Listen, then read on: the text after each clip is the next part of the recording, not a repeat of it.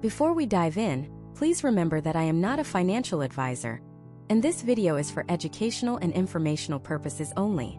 The information presented here is not a substitute for professional financial advice.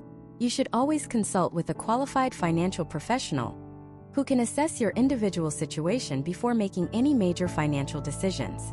Your financial circumstances are unique, and the strategies discussed in this presentation may not be suitable for you. Alright, let's talk about your kitchen. You know the one. It's got those beautiful honey oak cabinets from 1998. The laminate countertop has that one mysterious burn mark you've just accepted as part of the decor. And the linoleum floor is peeling up in the corner just enough to be a permanent tripping hazard. You've been dreaming about that renovation since you first moved in. You've got the Pinterest board. You've got the vision. A sleek quartz island. Soft close drawers. A backsplash that doesn't look like a science experiment gone wrong. But then you get the quote. And that number feels like a punch to the gut. It's a big number. How on earth do people afford this number? So you do what we all do. You open your laptop and type into Google, how to pay for home renovation. And that's when the chaos begins. Suddenly you're drowning in an alphabet soup of financial jargon. HELOC, cash out refi, personal loan, unsecured versus secured, fixed rate versus variable. Your dream of a new kitchen quickly turns into a nightmare of financial confusion. You feel paralyzed. And that's the worst feeling because it's not just about the money, it's about the fear of making the wrong choice. And here's the brutal truth most people won't tell you. The single biggest financial mistake you can make this year isn't picking the wrong stock or missing a credit card payment. It's choosing the wrong tool to fund your big project. Picking a personal loan when you should have used your home's equity, or the other way around, isn't a small oopsie. It's a mistake that can literally cost you $10,000, $20,000, even $30,000 in extra interest over the life of the loan. It can handcuff your cash flow for years, damage your credit score, and turn your dream project into a decade of financial regret. But that is not going to happen to you, because over the next few minutes, we are going to pull back the curtain on the two heavyweight contenders in the project funding world: the personal loan and the home loan. We are going to strip away all the confusing jargon and complicated math. We're going to put them side by side in a no-holds-barred comparison, so you can see with absolute clarity which one is the champion for your specific situation. By the end of this video, you won't just understand the difference between these loans.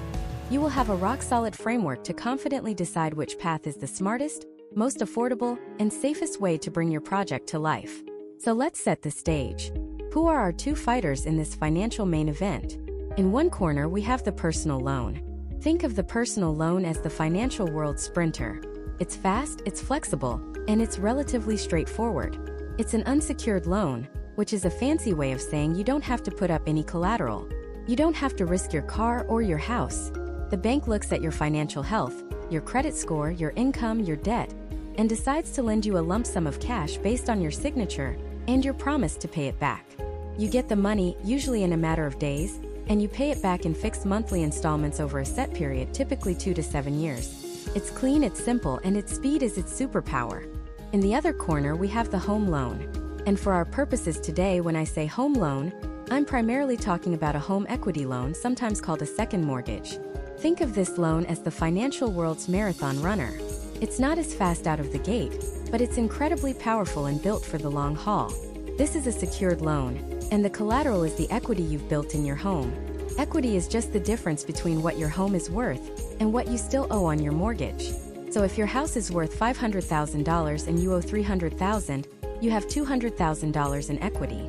A home equity loan lets you borrow against that value. Because the bank has your house as a safety net, they see this as a much lower risk. And lower risk for the bank almost always means a much lower interest rate for you.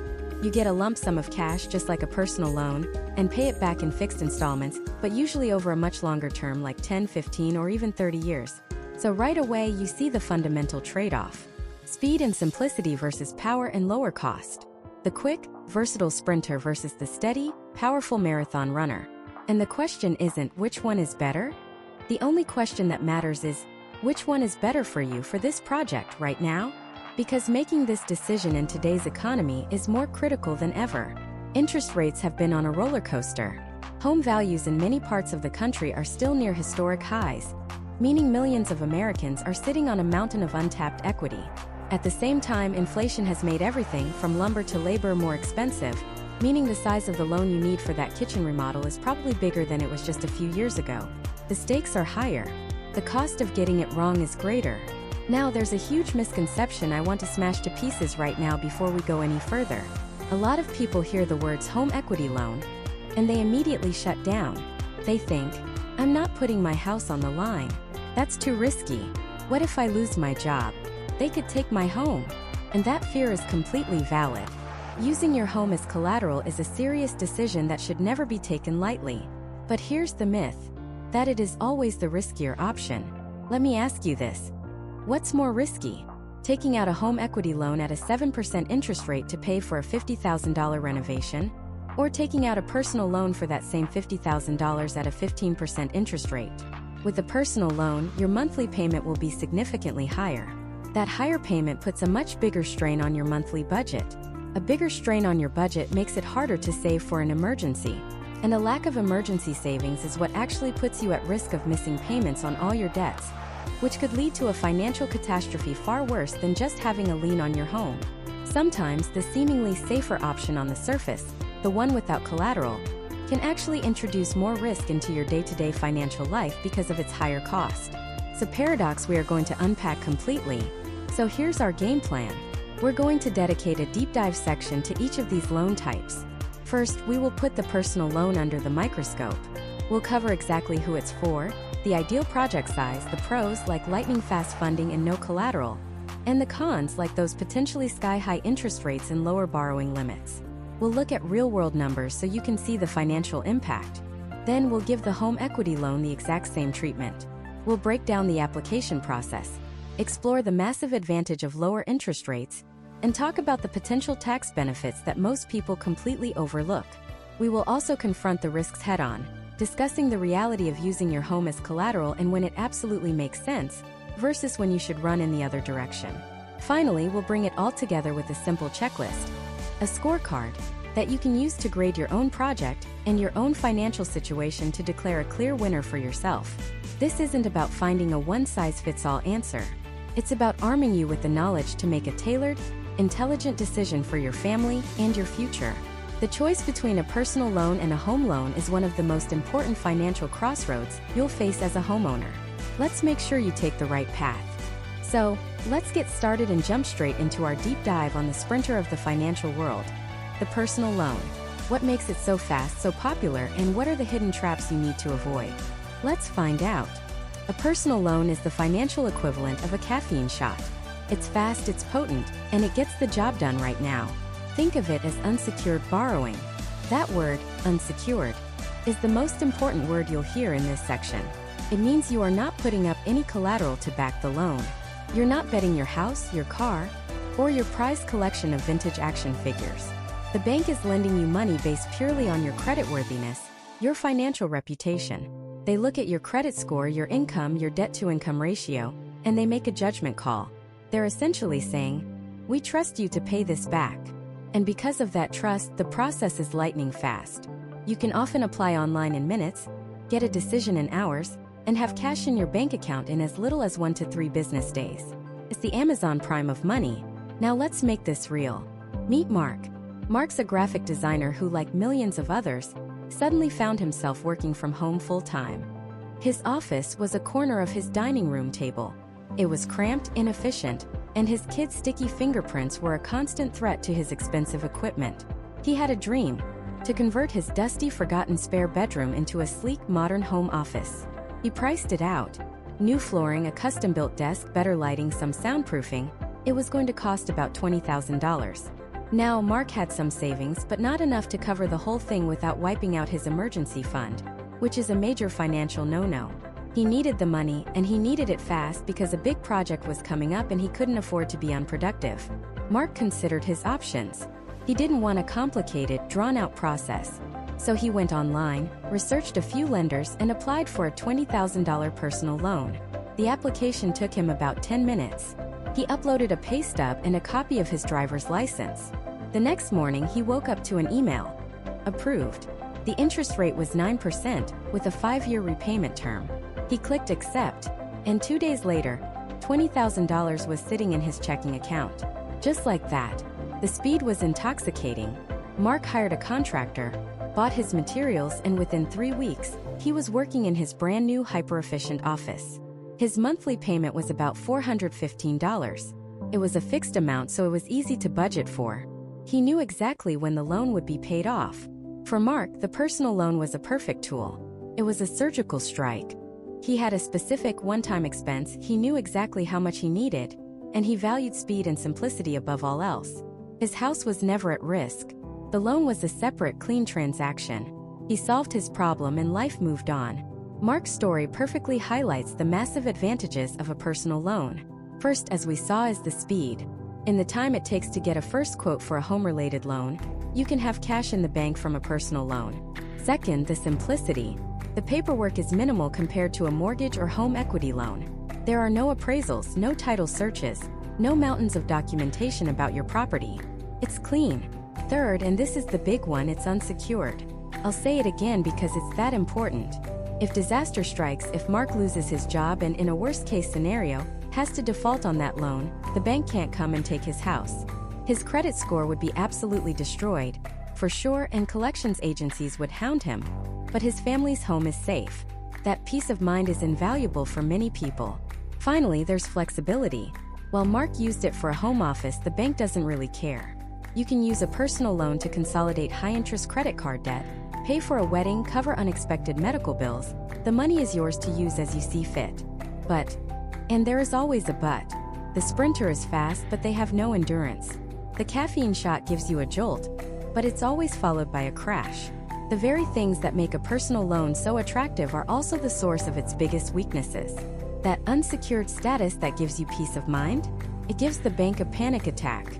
Because they aren't holding the deed to your house as collateral, they are taking on 100% of the risk. If you don't pay, they lose everything. And how do banks compensate for taking on bigger risks? You guessed it, higher interest rates. Let's meet Sarah.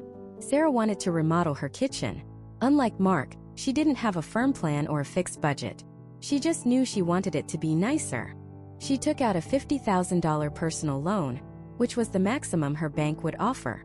Her credit was good but not perfect, so her interest rate was 15%. She thought, okay, 15%, that's fine. I'll get my dream kitchen. The money hit her account, and the demolition began. But then came the problems. The contractor found some unexpected plumbing issues. Sarah decided she wanted higher-end countertops than she originally budgeted for. Then she added a new backsplash. The project spiraled. The $50,000 ran out before the kitchen was even finished. She had to put the last $10,000 on a credit card. Now Sarah's in a world of hurt. Her monthly payment on that $50,000, 5-year loan at 15% is a staggering $1,190 a month. That's almost triple what Mark was paying. On top of that, she has the credit card debt. The high monthly payment is crushing her budget. She's stressed, and worse, she's house poor. All her money is going into this project and she feels trapped. She quickly realized that the total interest she would pay over the life of the loan would be over $21,000. She was paying for her kitchen, and then paying for almost half of it again in interest. Sarah's cautionary tale exposes the dark side of personal loans.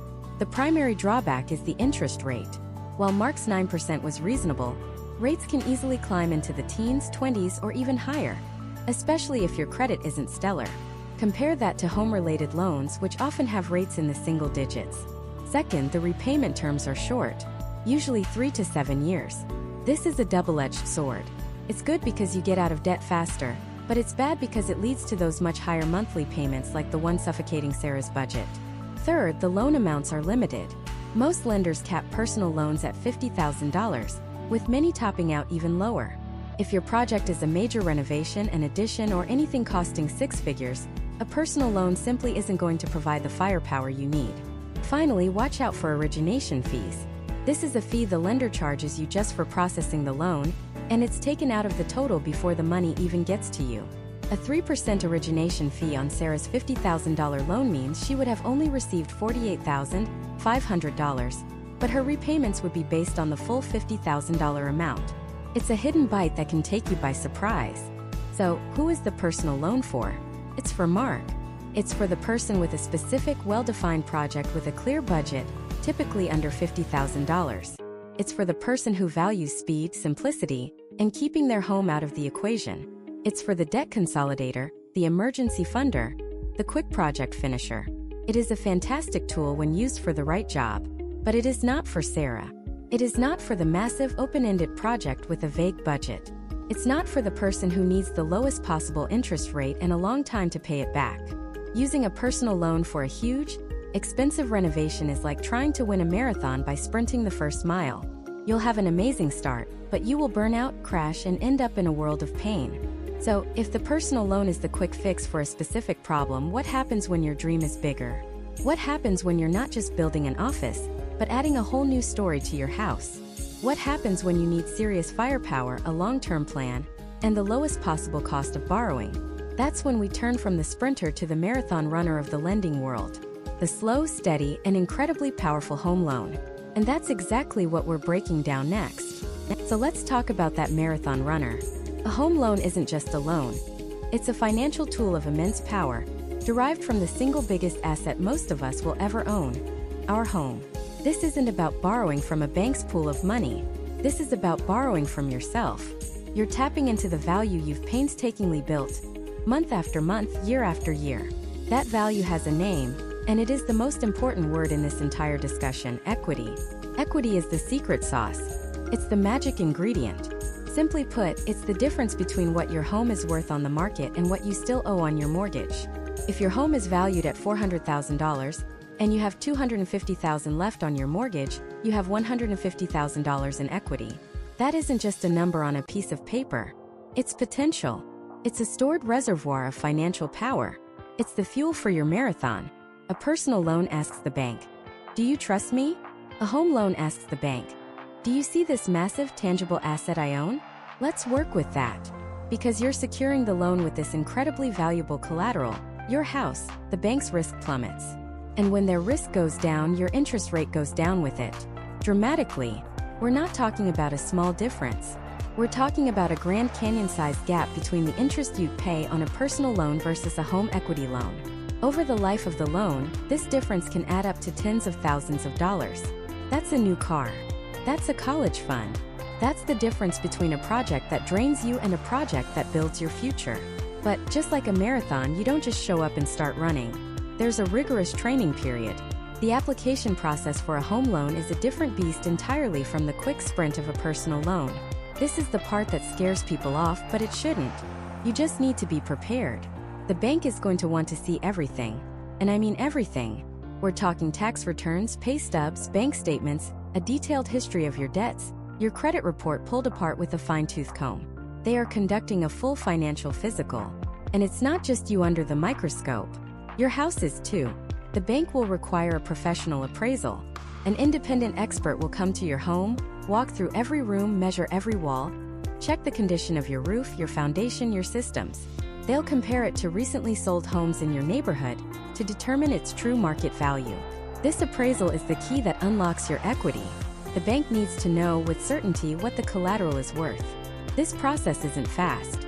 It can take weeks, sometimes over a month, from the first application to the moment the money is in your account. It requires patience. It requires organization. It's the grueling training montage in the movie, but it's what gets you to the starting line. Ready to win. Once you're approved, you're not just handed a home loan. You have choices. You get to decide what kind of race you want to run. And the three main options are the home equity loan, the HELOC, and the cash-out refinance. First, let's talk about the most straightforward of the bunch. The home equity loan. Think of this as the fixed-pace marathon. It's simple, predictable, and incredibly reliable. You borrow a specific lump sum of money against your equity. Let's say you need exactly $75,000 for that complete kitchen and master bath renovation you've meticulously planned.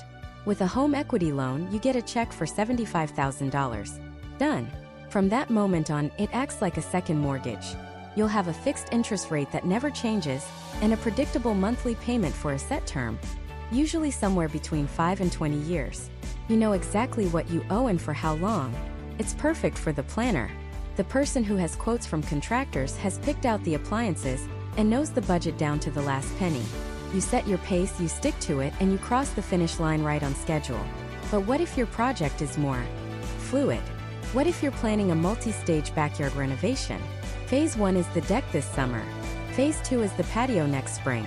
Phase 3, if you have the money and energy, is the outdoor kitchen the year after. You don't need all the money at once, and you don't even know the final cost for sure. For that, you need a more flexible tool. Enter the HELOC, or home equity line of credit. If the home equity loan is a fixed-pace marathon, the HELOC is interval training. It's a series of sprints and jogs. Instead of getting a lump sum, you're approved for a credit line, a maximum amount you can borrow, say $100,000. It essentially works like a credit card that's secured by your house. You're given a checkbook or a debit card tied to the account. For your deck project, you write a check to the lumber yard for $8,000. A few weeks later, you pay the contractor $12,000. You've now used $20,000 of your $100,000 limit. And here's the beautiful part. You only pay interest on the $20,000 you've actually used, not the full $100,000. Most HELOCs have two phases. The first is the draw period, usually about 10 years, where you can borrow from the line of credit as needed.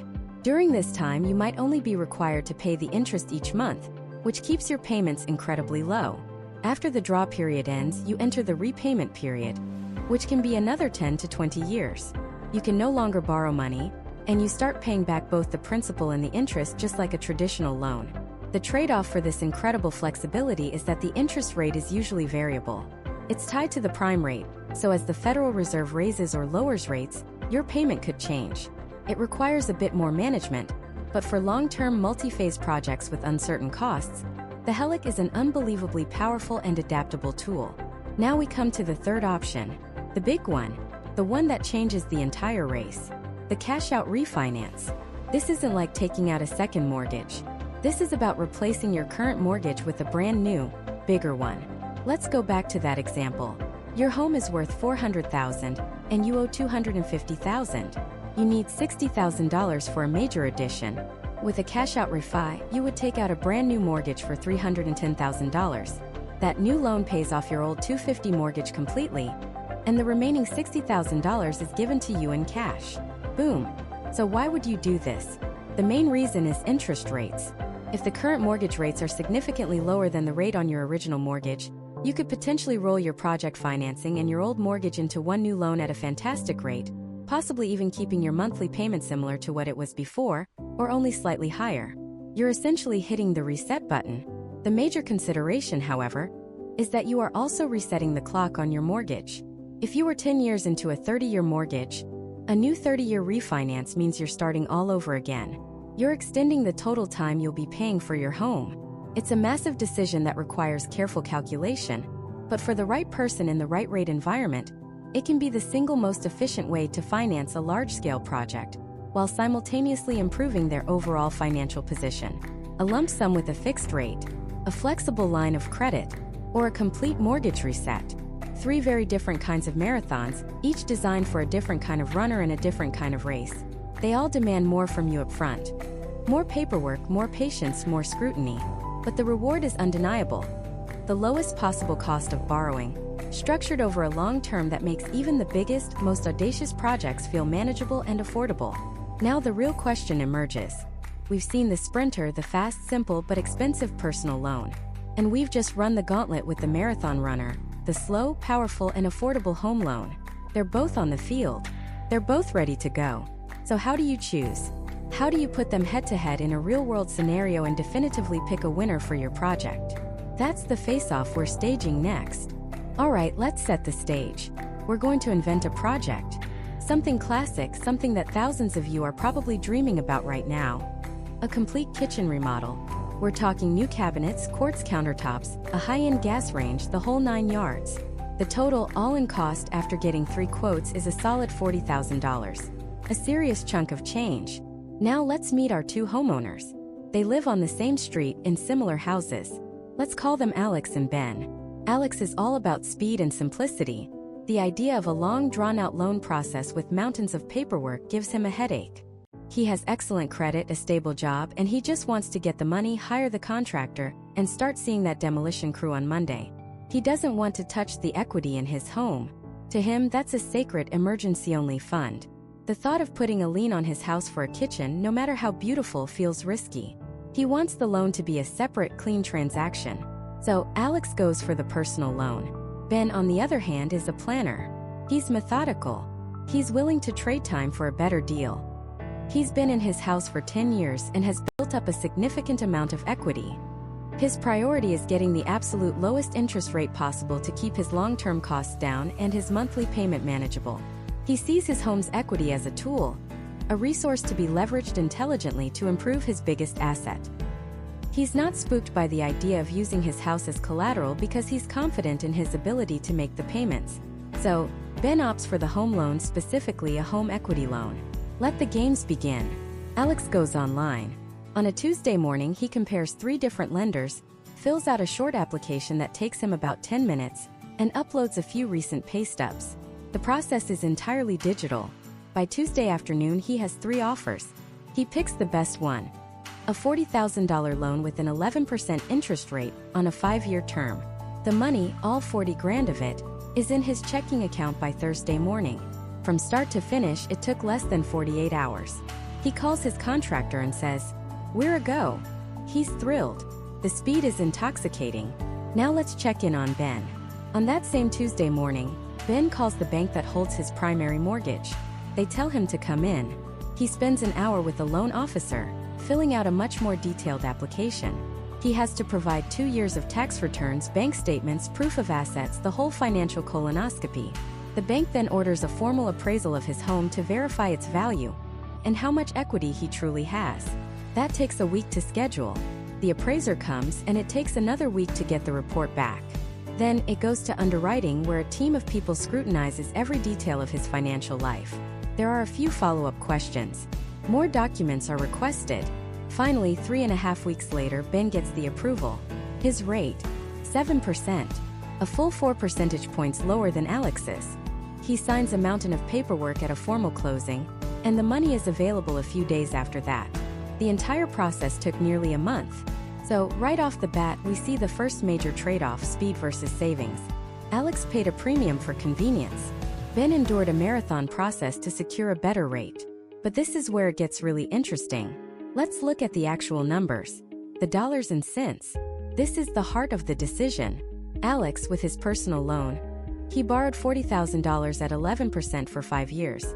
His monthly payment is $971. It's a steep payment. He'll feel that hit on his budget every single month. But in 60 months, he's done. The loan is gone. Over those 5 years, he will have paid a total of $8,260 in interest. Now, Ben, with his home equity loan, he also borrowed $40,000, but at 7%. Because it's a home loan, the bank offered him a much longer term to keep the payments low. He chose a 15-year term. His monthly payment, only $359, less than half of what Alex is paying. Ben's monthly cash flow is barely affected. He's comfortable, he's relaxed, he's got plenty of breathing room in his budget. So Ben won, right? Lower rate, dramatically lower payment. Seems like a no-brainer. Not so fast. This is the trap. This is the detail that 90% of people miss. Let's look at the total interest paid. Alex, with his higher rate, paid about $8,300 in interest over 5 years. Ben, with his gloriously low interest rate and his comfortable low monthly payment, will make that payment for 180 months. When all is said and done, do you know how much interest he will have paid? $24,531. Let me repeat that. Alex paid $8,300 in interest. Ben will pay over $24,000. That's almost triple the cost. The cheaper loan, the one with the better rate, ended up costing Ben an extra $16,000 in the long run. This is the fundamental mind-bending trade-off between a personal loan and a home loan. The personal loan is a short, intense sprint. The payments are high, it hurts for a little while, but it's over quickly, and the total cost is contained. The home equity loan is a long, slow marathon. The payments are easy, you barely notice them, but because you're paying for so much longer, the interest accumulates into a mountain. The bank is playing the long game. They're happy to give you a lower rate because they know they'll have you on the hook for a decade or more, and they'll make far more money from you over that time. So who made the right choice? The answer is, it depends entirely on their priorities. Alex prioritized speed and total cost. He was willing to sacrifice his monthly cash flow for 5 years in order to be done with the debt quickly and pay the least amount of interest overall. He also paid a premium for keeping his house out of the equation, buying himself peace of mind. Ben prioritized his monthly budget. He wanted the smallest possible impact on his day-to-day life. He was willing to pay a much higher total cost over the long term in exchange for that immediate affordability. He accepted the risk of a lien on his house as the price of entry for that low payment. There is no single right answer. There is only the right answer for you. Are you an Alex? Or are you a Ben? Are you focused on the monthly payment or the total cost of borrowing? But hold on, because we've just analyzed a perfect, predictable scenario. A $40,000 project that costs exactly $40,000. When does that ever happen in the real world? What happens when the contractor opens up a wall and finds catastrophic termite damage, or discovers the plumbing isn't up to code? Suddenly, your $40,000 project is a $55,000 project. Alex is in trouble. His $40,000 personal loan is already in his bank account. He can't just ask for more. He'd have to apply for a second, smaller personal loan, probably from a different lender, and juggle two separate payments. It's a mess. Ben is also in trouble. His $40,000 home equity loan is a done deal. The papers are signed. To get more money, he'd have to go through that entire month-long underwriting and appraisal process all over again for a new, smaller loan. The project would grind to a halt. This is where a third option enters the ring, a powerful and flexible contender we haven't talked about yet. The home equity line of credit, or HELOC. It's the home loan's more adaptable cousin, and it completely changes the calculation, especially when you're facing a project with an uncertain final price tag. It combines the low rates of a home loan with the flexibility of something more like a credit card. But that flexibility comes with its own set of very sharp teeth. It introduces a danger that neither Alex's nor Ben's loan had: the specter of a variable interest rate. And that's a game changer. A variable interest rate doesn't just change the numbers on a spreadsheet. It changes the very nature of the agreement. It transforms a predictable financial tool into a living, breathing thing. Something that reacts to the world around it, often in ways you can't control. For Alex and Ben, their loans were like a contract carved in stone. The terms were set, the payments were fixed. They built their budgets around a known quantity. But for our third homeowner, let's call her Chloe, she was about to sign a contract written in sand, one where the tides of the global economy could wash away her best-laid plans. Chloe was a planner. She wasn't renovating out of an urgent need like Alex, or chasing a single, defined dream like Ben. Her vision was a multi-phase home transformation. First, a complete kitchen gut and remodel. Then, 6 months later, a backyard overhaul with a new deck and professional landscaping. She didn't need all the money at once. She needed access to funds as her projects evolved, as contractors needed to be paid, as materials were delivered. Taking out a massive lump sum loan like Alex felt wasteful. She'd be paying interest on $40,000 sitting in a bank account while her kitchen was still just a blueprint. A personal loan like Ben's was faster, sure, but the interest rate was higher, and it still didn't solve the problem of borrowing a fixed amount when her needs were fluid. So Chloe's bank manager introduced her to the home equity line of credit, or HELOC. And on the surface, it sounded like the perfect financial instrument, a miracle product designed just for her. It wasn't a loan in the traditional sense. It was a line of credit. Think of it like a massive superpowered credit card, but with two huge differences. First, the credit limit wasn't a few $1,000s. It was $80,000, secured by the equity in her home. Second, the interest rate wasn't the punishing 25% you see on a Visa. It was a beautiful, tantalizingly low introductory rate of just 4.5%. Here's how it worked. The bank gave her a 10-year draw period. For an entire decade, she could use that $80,000 however she saw fit. If she needed $10,000 for cabinets, she could transfer it to her checking account. If she then needed $5,000 for a countertop fabricator, she could draw that too. She only paid interest on the money she actually used. And just like a credit card, if she paid back some of the principal, say $3,000, her available credit went right back up. She could borrow it again for the next phase. It was the ultimate in financial flexibility. Chloe felt like a genius. She had sidestepped the rigid structure of a home equity loan and the higher rates of a personal loan. She had found the perfect tool for her multi-stage project. She started her kitchen remodel, drawing funds as needed, making her interest-only payments, which were incredibly low. On a $20,000 balance at 4.5%, she was paying less than $75 a month in interest. Felt like free money. She was in complete control. But she wasn't. She had overlooked the fine print. That 4.5% rate wasn't fixed. It was a variable rate tied to a financial benchmark called the prime rate. Now, the prime rate is basically the baseline interest rate that banks charge their most creditworthy customers. And it moves. It moves based on the decisions made by a handful of people in a boardroom in Washington, D.C., the Federal Reserve. When the Fed wants to cool down the economy and fight inflation, it raises its key interest rate, and the prime rate follows in lockstep. For the first 6 months of Chloe's project, the economy was calm. The prime rate was stable, and so was her 4.5% HELOC rate. Her kitchen renovation was a stunning success. She was getting compliments from everyone.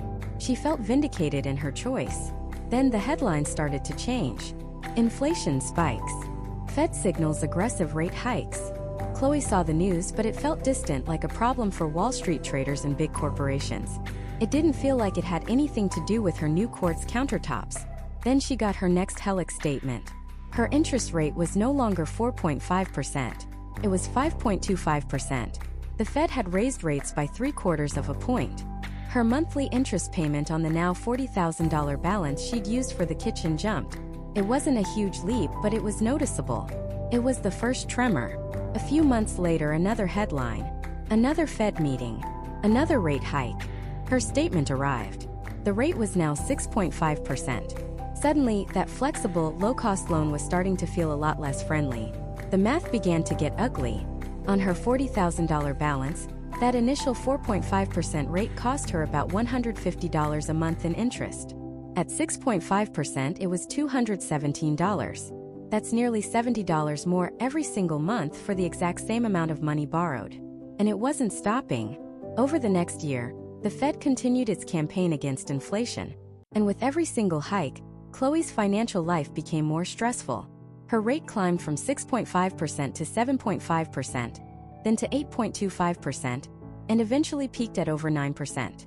Let's just pause and think about that. Her cost of borrowing had literally doubled. Her monthly interest payment on that same $40,000 had ballooned from $150 to over $300. That's an extra $150 a month, $1,800 a year. That wasn't going to her backyard project. It was vanishing into the bank's coffers, a tribute paid to economic volatility. The psychological toll was immense. Alex, with his home equity loan, knew his payment would be the same amount on the same day for 15 years. It was a pillar of his budget. Ben, with his personal loan, had a 5-year finish line that never moved. Their loans were predictable. Chloe's loan had become a monster in her basement, its appetite growing each month. She started to dread opening her bank statements. Every news report about the economy sent a jolt of anxiety through her. Her grand vision was crumbling. The backyard overhaul was now on indefinite hold. How could she possibly budget for a new deck when she had no idea what her interest rate would be in 6 months? The lumber could cost $15,000, but what would the financing cost? It was an unknown. The flexibility that had once been the HELOC's greatest strength had now become its greatest weakness. It had exposed her to the raw, unpredictable power of the market. While Alex and Ben had bought certainty, Chloe had made a bet. She bet that interest rates would stay low. And she had lost. This is the core danger of a variable rate. You are outsourcing a critical component of your financial plan to forces you cannot influence. You are essentially making the Federal Reserve a silent and very powerful partner in your home renovation. And their goals, like taming nationwide inflation, might be in direct opposition to your goals, like building a beautiful, affordable deck. Of course, the blade cuts both ways. If the Fed had started cutting rates, Chloe's payments would have gone down. She could have ended up paying even less than her initial 4.5% rate. And in a stable or falling rate environment, a HELOC can be an unbelievably powerful and cost-effective tool. But that's the key, it's a gamble. It requires you to have an opinion on the direction of the economy, or at least the stomach to ride out the waves when they turn against you. So Chloe traded certainty for power, the power to draw money whenever she wanted. But now that power feels more like a trap. The beautiful, flexible credit line she opened to build her dream home is now the very thing preventing her from finishing it. The question is, are the walls of that trap closing in? Or is there an escape hatch she hasn't found yet? Because what happens when your flexible plan suddenly becomes an anchor, dragging you down? That anchor is the variable interest rate. When Sarah signed the papers for her home equity line of credit, the rate was seductively low. It was tied to something called the prime rate, which for years had been resting peacefully at the bottom of the economic ocean. Her initial payments were small, almost negligible. It felt like free money, a magic wand she could wave to create her dream kitchen. But the economy is not a fairy tale kingdom. It's a turbulent sea. And when the winds of inflation started to blow, the Federal Reserve, the captain of this economic ship, began cranking a very big lever. That lever raised interest rates across the board to fight inflation, and the prime rate, that sleeping giant, began to stir. For Sarah, this wasn't some headline on a news channel. It was a letter in her mailbox. The first one announced a small increase. Annoying but manageable. She adjusted her budget. Then another letter came. The rate had jumped again. And again. Her monthly interest payment, once the cost of a nice dinner out, was now the size of a car payment. Then it started looking like a small mortgage payment. The magic wand had transformed into a club, and it was beating her over the head every 30 days. The money she was paying was barely touching the principal she'd borrowed. It was almost all interest, a fee she was paying for the privilege of being stuck. The project ground to a halt. The beautiful quartz countertops she dreamed of were just a picture on her phone. The space where the state-of-the-art oven was supposed to go was just a gaping hole in the wall, a constant, dusty reminder of a dream deferred. Every morning, making coffee in the makeshift kitchen in her dining room, she'd stare at the exposed 2x4s and dangling wires. It was a monument to her mistake. The flexibility she had craved, the ability to draw money as needed, had become a curse. It had allowed her to start a project without a concrete end date or a rock-solid budget. It had encouraged scope creep, adding a little here, upgrading a little there, because the line of credit always seemed to have more to give. Now the well was dry, the project was half-finished, and the bill was coming due with a vengeance. The walls of the trap weren't just closing in, they were electrified. Now let's leave Sarah in her half-built kitchen for a moment and travel across town. Here we meet Mark. Mark also had a big project. He wanted to build a beautiful composite deck and a small, detached home office in his backyard. His budget was almost identical to Sarah's, around $50,000. He also went to the bank to tap into his home's equity. But when the loan officer presented him with the same two options, the flexible HELOC or the rigid home equity loan, Mark made a different choice. He chose the cage. He chose the home equity loan. Why? Because Mark is the kind of person who reads the entire instruction manual before assembling a chair. He's cautious. The idea of a variable rate, an unknown number that could change on the whim of the global economy, gave him hives. He didn't want flexibility. He wanted certainty. He wanted to know down to the penny what his payment would be every single month from the first payment to the very last. The process was different from Sarah's right from the start. The bank didn't just give him a credit line to draw from. They said, "Show us the plan." Mark had to get firm quotes from contractors. He had to have a detailed budget, a clear timeline, and a fixed amount he needed to borrow. It was more work up front. It was restrictive. He couldn't just decide halfway through to add a fancy outdoor sound system. The money he was approved for was for the deck and the office, period. The bank cut him a check for the full $50,000. It landed in his bank account as a single massive lump sum. And with that deposit, the clock started ticking. His repayment schedule was set in stone. His interest rate, let's say it was 6%, was locked in. It would be 6% on day one, and it would be 6% 10 years from now when he made his final payment, regardless of whether the economy was booming or in a recession. His payment was a fixed, predictable, unchangeable line item in his monthly budget. So while Sarah was receiving letters from her bank with escalating numbers that felt like threats, Mark was getting the exact same statement every month. While Sarah's anxiety grew with every news report about interest rates, Mark barely noticed. He had built a fortress around his finances. The rising tide of interest rates in the outside world couldn't touch him. He was safe inside his fixed-rate castle. His project moved like clockwork.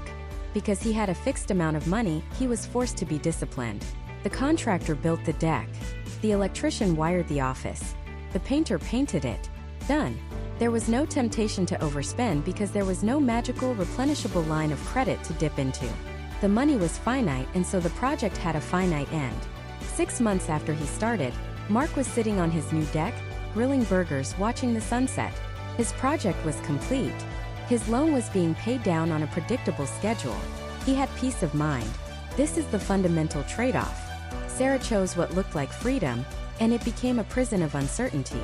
Mark chose what looked like a prison, and it gave him the freedom of certainty. The HELOC is like trying to cross a river on a series of floating logs. It works great if the water is calm, and you might even be able to change direction midstream. But if a storm rolls in and the current picks up, those logs can get swept away, leaving you stranded. The home equity loan is like building a solid concrete bridge before you take your first step.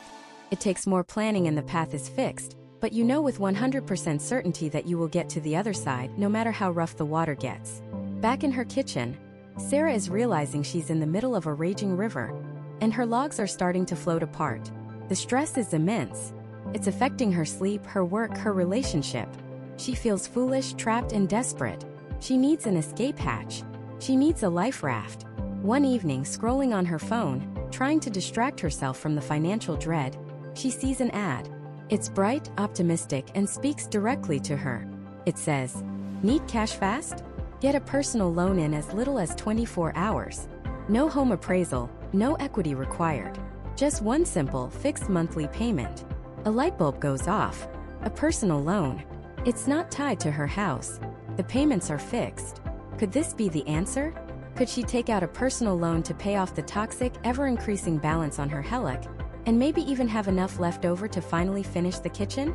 Sounds too good to be true. A simple solution to a complex, suffocating problem. But when you're drowning, you'll grab onto anything that floats. The question is this new option a sturdy life raft? Or is it just another log that's about to get swept away by an even stronger current? That new option is called a cash-out refinance. And on the surface, it doesn't just look like a life raft. It looks like a luxury yacht sailing in to rescue you with a brass band playing on the deck.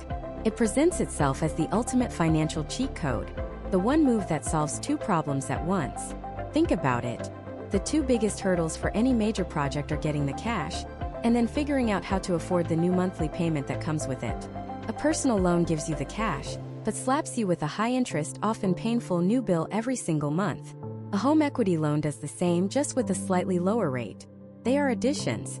They add complexity, add another payment to track, and add another layer of financial stress. Cash-out refinance is different. It's a replacement.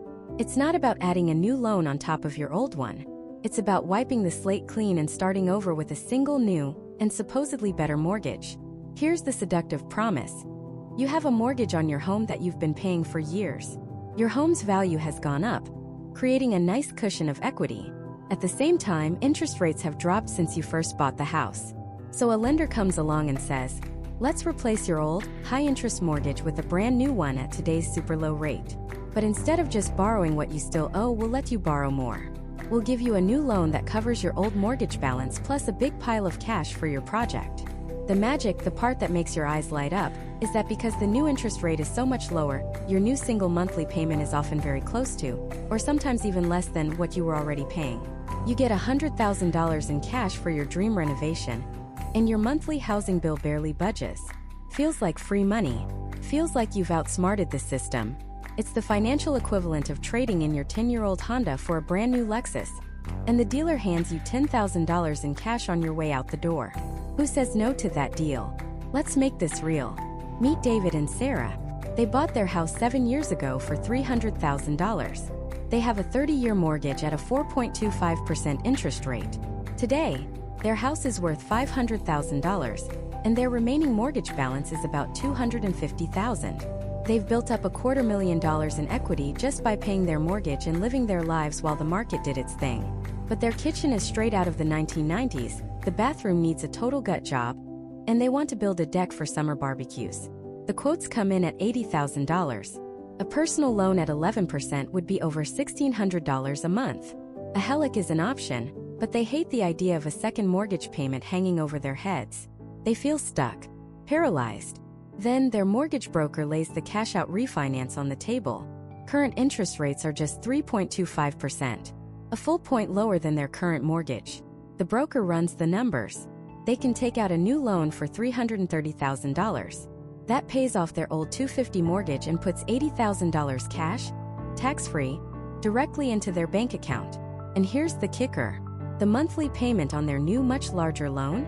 It's only $50 more than what they were already paying on their old, smaller one.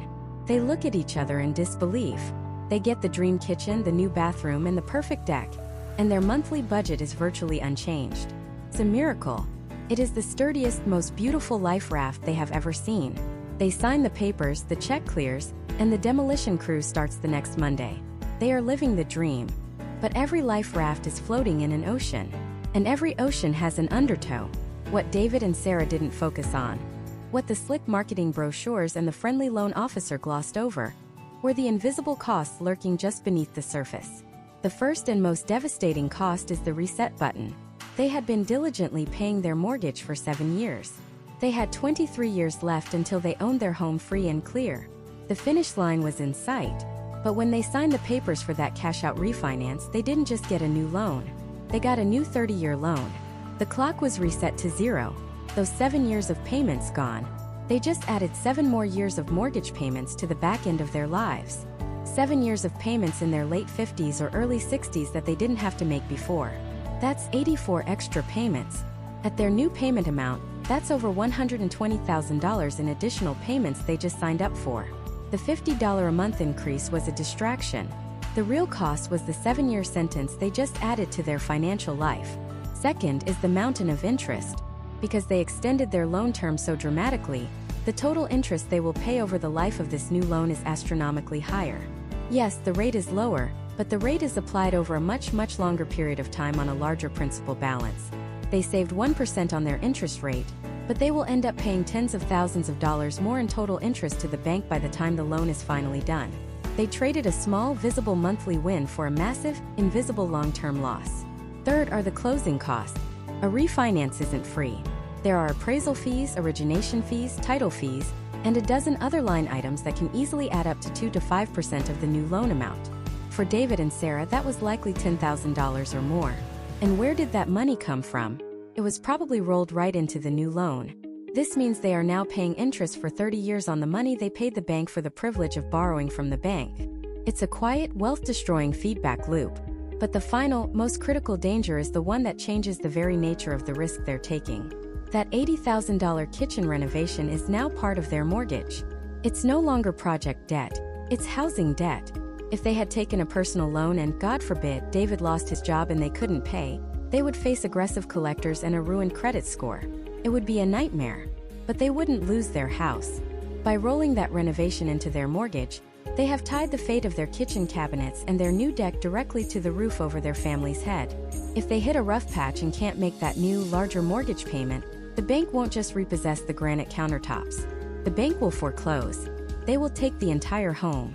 They have taken on a discretionary lifestyle expense and secured it with their single most important, essential asset. So was it a life raft? For a moment, yes. It floated. It got them the cash, it got them the dream kitchen, and the water felt calm. But it was a vessel with no engine, being pulled by a hidden, powerful current. A current that was dragging them further out into a sea of debt, extending their journey by nearly a decade, and silently draining their future wealth. All while they were admiring their new stainless steel appliances. They solved today's problem by creating a much larger, much more dangerous problem for their future selves. This is the treacherous bargain of the cash-out refinance.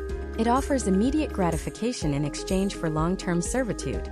And while it can be the right tool in very specific circumstances, for most people, it's a trap disguised as an opportunity.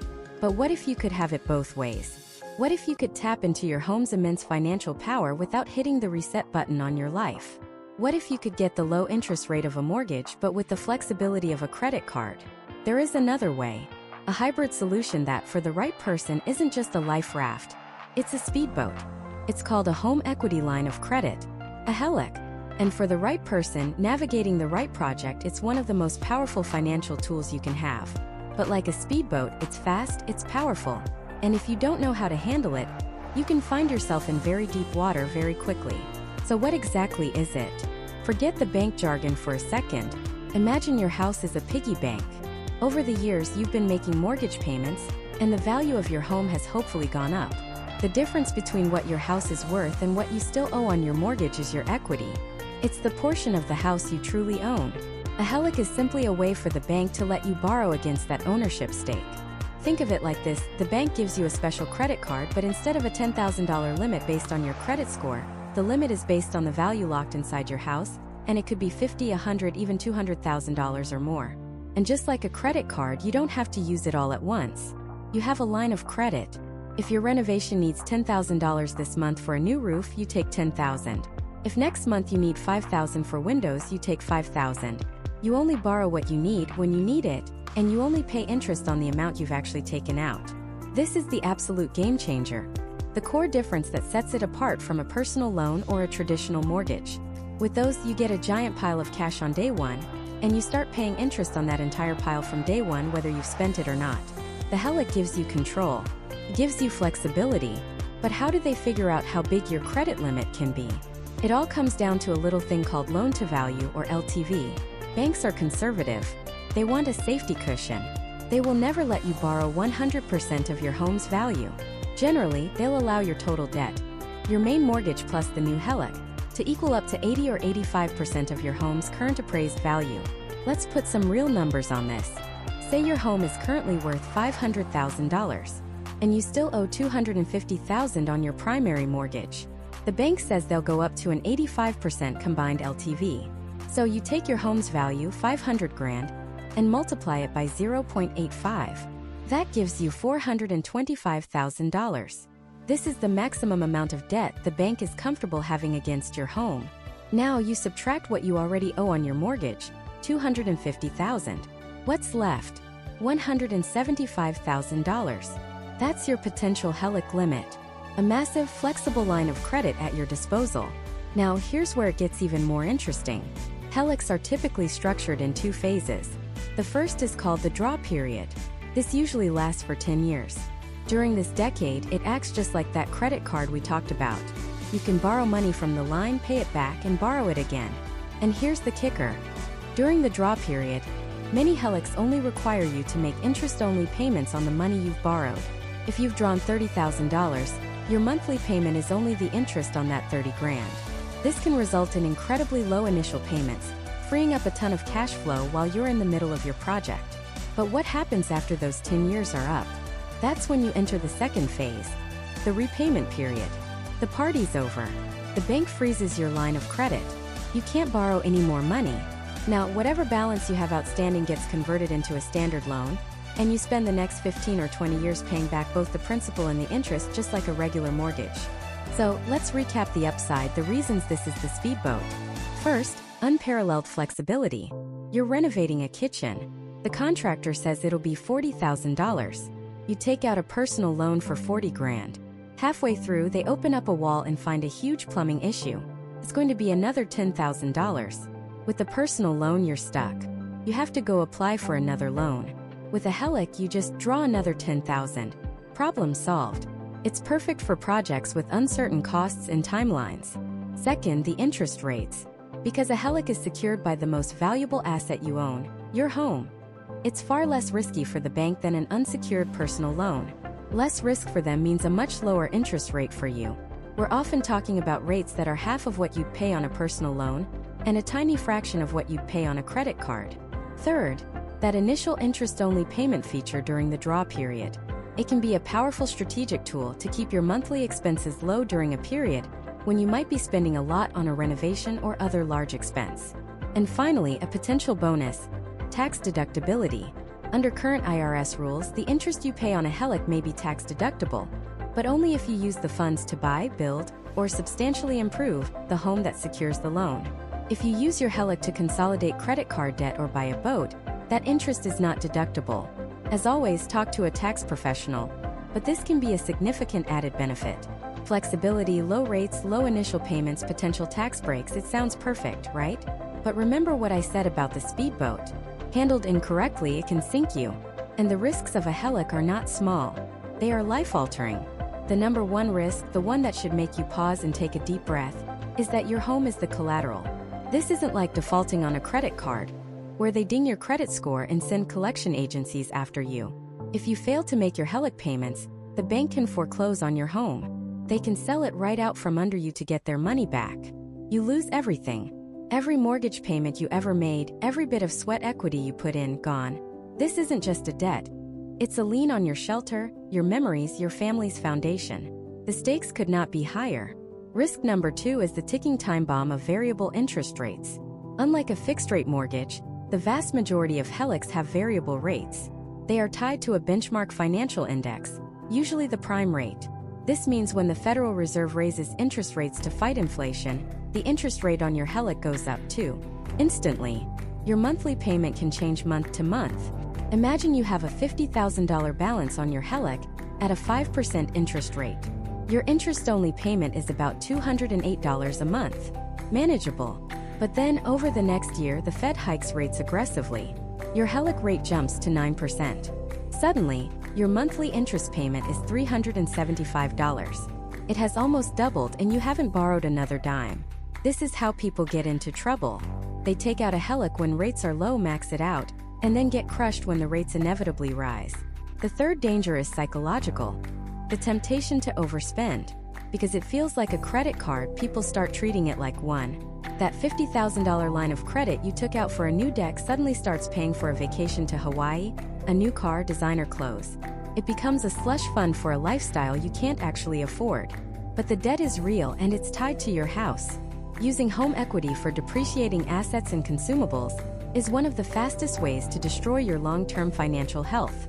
A HELOC demands iron-willed discipline. And finally, there's the danger of payment shock.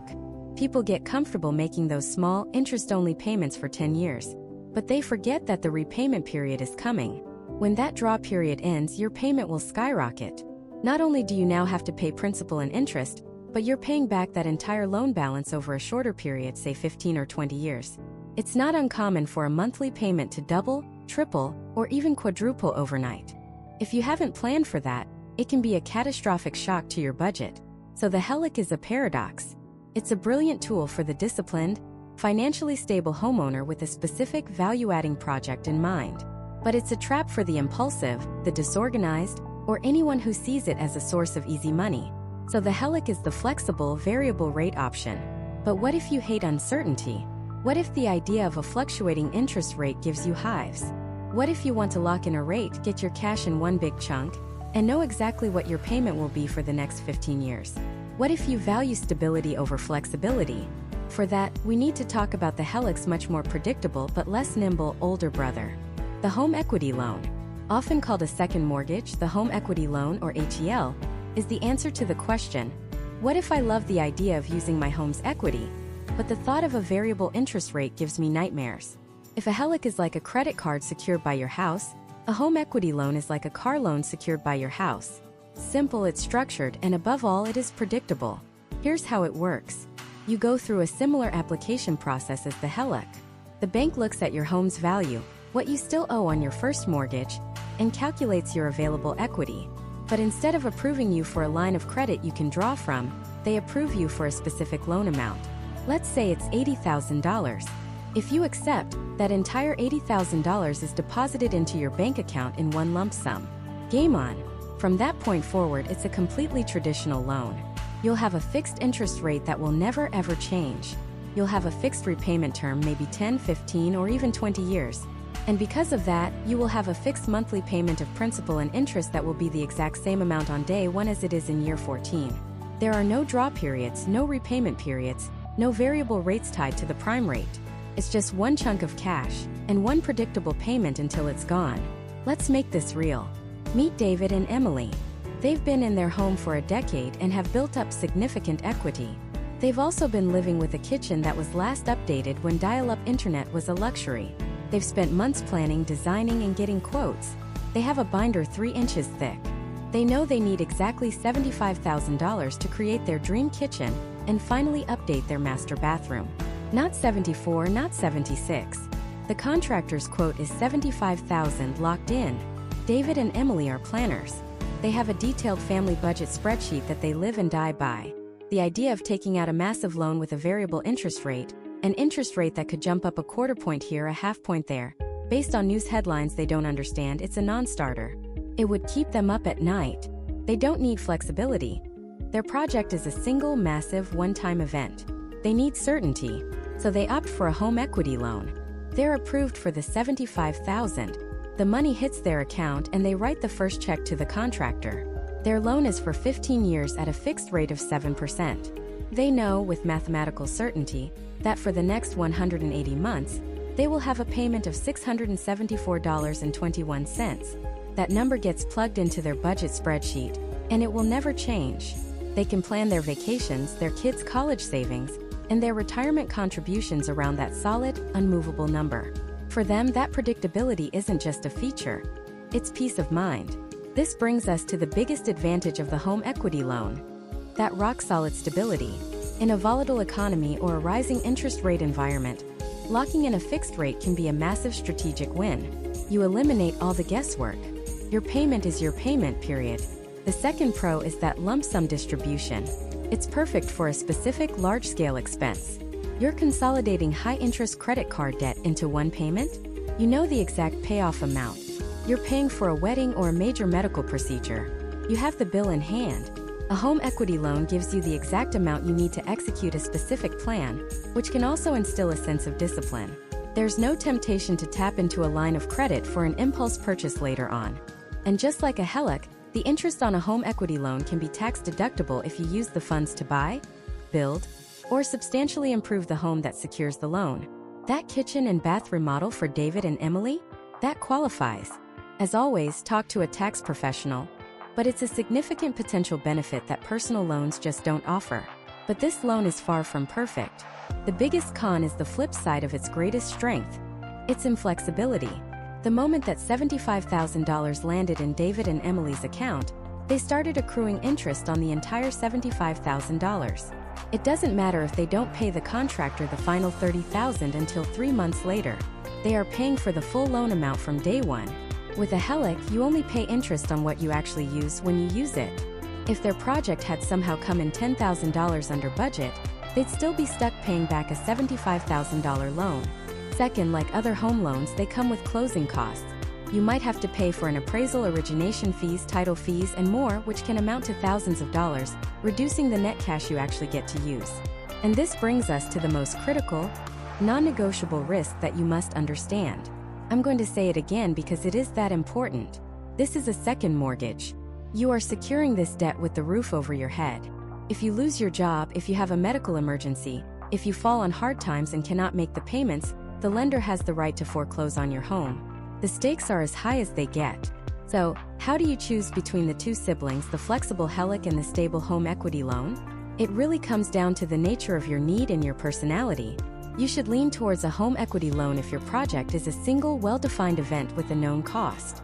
You need one big check to solve one big problem.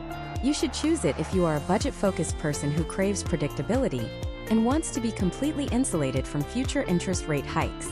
You value stability over all else. You should lean towards a HELOC if your project is ongoing, has multiple phases, or has an uncertain final cost.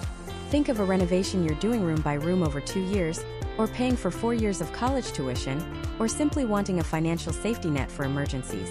You should choose it if you value flexibility, only want to pay interest on the money you're actively using, and are comfortable with managing a variable interest rate. The home equity loan is the workhorse. It's not flashy. It's not nimble. It's a powerful, straightforward tool designed to do one job and do it with unwavering consistency. It's about getting the capital you need for a big goal, while ensuring the path to repayment is as smooth and predictable as possible. So now we have our 3 main contenders on the field. The personal loan. Fast, simple, and unsecured, but with higher rates and lower limits. The HELOC. Flexible, powerful, and efficient, but with the risk of a variable rate. And the home equity loan. Stable, predictable, and disciplined but inflexible. 3 powerful tools, each with a distinct purpose. But the final question remains. Standing at the crossroads with your unique project in mind, your specific financial situation, and your personal tolerance for risk, how do you make the ultimate decision? How do you definitively pick the champion for your needs? In our final part, we're putting them all in the ring together for a final head-to-head showdown. We're going to arm you with a simple, powerful checklist that cuts through the noise and allows you to look at your situation and choose the absolute perfect financial tool every single time. Alright, let's call this the final gauntlet. 5 critical questions. You're going to run your project, your finances, and your own personality through these 5 gates. By the end, the answer won't just be clear. It will be screamingly obvious. Get ready. Gate number 1. The equity question. This is the bouncer at the club door of home loans. It's a simple yes or no. Do you have sufficient equity in your home? Forget everything else for a second. If you don't have equity, the choice is made for you. A home equity loan or HELOC is off the table. Period. So what's sufficient? Lenders typically want you to retain at least 15 to 20% equity in your home after the loan. So if your home is worth $400,000 and you owe $200,000 on your mortgage, you have $200,000 in equity. A lender might let you borrow up to $120,000 or $140,000, which keeps your loan-to-value ratio at or below that 80 to 85% mark. If you just bought your house or haven't seen much appreciation, you likely won't clear this gate. If the answer is no, congratulations, your decision is made. It's the personal loan path for you. If the answer is yes, you have the equity, you proceed to gate number 2. Gate number 2, the speed and simplicity factor. I want you to ask yourself, how fast do I need this fire hose of cash? Is your house on fire, metaphorically speaking? Did your HVAC unit die in the middle of a July heat wave? Is there a time-sensitive investment opportunity you absolutely cannot miss? If your timeline is measured in days, not weeks, the personal loan is almost always your champion.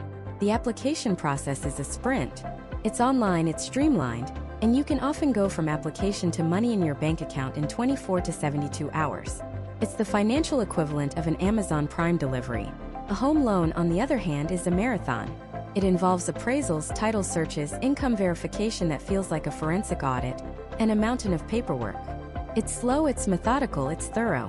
We're talking weeks, sometimes over a month from start to finish. So, if you're planning a major kitchen remodel that you've been dreaming about for 6 months, that timeline is perfectly fine. But if your sewer line just collapsed and you have a crew on standby, waiting for a $30,000 check, the personal loan speed isn't just a convenience. It's a necessity. Be brutally honest about your timeline. If you need money by Friday, only one of these loans can get you there. Gate number 3, the amount and term test. This is about choosing the right tool for the job. You wouldn't use a sledgehammer to hang a picture frame, and you wouldn't use a tiny tack hammer to demolish a wall. Think of personal loans as your financial scalpel. Precise, effective for smaller, well-defined tasks. They typically range from a few $1,000s up to $50,000, maybe $100,000 for those with stellar credit. The repayment terms are short and sweet, usually 2 to 7 years. It's designed for a specific purpose, a quick resolution, and then it's over. You're done. Home equity loans are the sledgehammer. They are built for demolition and massive reconstruction. We're talking loan amounts that can easily climb into the 6 figures, perfect for adding a second story to your house, financing a major business expansion, or consolidating a mountain of high-interest debt. The terms are long, stretching out for 10, 15, even 30 years, designed to make a very large amount of money affordable on a monthly basis. So look at your project's price tag. Is it a $25,000 bathroom renovation? The personal loan scalpel is a perfect fit. Is it a $150,000 dream home addition? You need the power of the home loan sledgehammer. Mismatching the tool to the job is a classic financial mistake. Gate number 4, the risk tolerance reality check. This is the most personal question of all, and it has nothing to do with numbers on a page. It's about what lets you sleep at night. I want you to close your eyes and imagine the worst-case scenario. You take out the loan and 6 months later you lose your job. The economy takes a nosedive. A medical emergency drains your savings. It happens.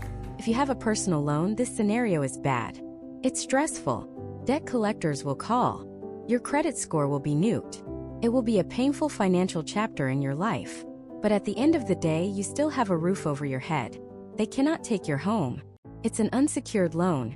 Your promise is the only collateral. Now imagine that same worst-case scenario with a home equity loan. The stress is magnified by 1,000, because now the calls aren't just from debt collectors. They're from the bank's foreclosure department. The threat isn't just a bad credit score. It's an eviction notice on your front door. Your home, your family's sanctuary, your biggest asset, is on the line. Some people are completely comfortable with this risk. They have a massive emergency fund, a secure job, and an unshakable confidence in their ability to pay it back. For them, the lower interest rate is worth the secured risk. But for others, that lingering threat, however small, is a source of constant, gnawing anxiety. There is no right or wrong answer here. It's about you. You have to decide if the interest savings are worth betting your house on. Be honest with yourself. And finally, gate number 5, the total cost calculus. This is where we expose the great lie of borrowing money. The lie is that the lowest interest rate always wins. Doesn't. You need to look at the annual percentage rate, or APR, which includes fees. But more importantly, you have to look at the total interest paid over the life of the loan. Let's run a quick, powerful scenario. You need $40,000. Option A is a personal loan at a 12% APR for 5 years. Your monthly payment is about $890. Over those 5 years, you will pay back the $40,000 plus roughly $13,400 in interest. Total cost: around $53,400. Option B is a home equity loan at a lower 8% APR, but for a 15-year term. Your monthly payment looks amazing. It's only about $382. Feels so much cheaper. But let's do the math.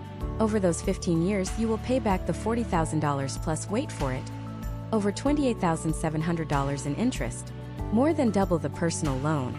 The cheaper loan actually cost you an extra $15,000. You see how a longer term, even with a lower rate, can be a massively expensive trap? You have to decide what matters more: a lower monthly payment right now or a lower total cost in the long run. Now, to be fair, there's a wild card: the tax deduction. If you use a home equity loan or HELOC for substantial improvements to your home, the interest you pay is often tax deductible. This can close that cost gap a bit, but you need to talk to a tax professional to see if you and your project qualify. Don't just assume you'll get the deduction. So let's put it all together. The final verdict: if you have little to no equity, need cash in a hurry, are borrowing less than $50,000, and the thought of putting your home on the line gives you cold sweats, the personal loan is your undisputed champion. It's fast, it's secure in a personal sense, and it's straightforward. If you have a ton of equity, a long timeline, a massive 6-figure project, and you are laser-focused on securing the absolute lowest interest rate possible, and you are comfortable with the inherent risk, the home loan is your heavyweight contender, ready to go the distance. The choice is now yours. You've walked the gauntlet. But before you go, regardless of which path you choose, promise me you'll follow these 3 non-negotiable rules of smart borrowing. First, shop around. Never ever take the first offer you get. Get quotes from at least 3 to 5 different lenders, banks, credit unions, and online lenders. Let them compete for your business. This one step can save you thousands. Second, know and polish your credit score before you apply. Your credit score is the key that unlocks the best rates. A few months of diligent payments and lowering your credit card balances can boost your score and change the entire financial equation of your loan. And third, read every single word of the fine print. Look for prepayment penalties that punish you for paying the loan off early. Look for origination fees or closing costs that get baked into the loan. Don't let the excitement of getting the money blind you to the hidden hooks. You are now armed with everything you need. You understand the DNA of each loan, you've seen them battle it out, and you have the 5-point gauntlet to guide your own personal decision. This isn't just about renovating a kitchen or consolidating debt. It's about taking control. It's about using debt as a powerful tool, not letting it become a crushing weight. Make the smart choice for your project, for your future, and for your peace of mind. You've got this.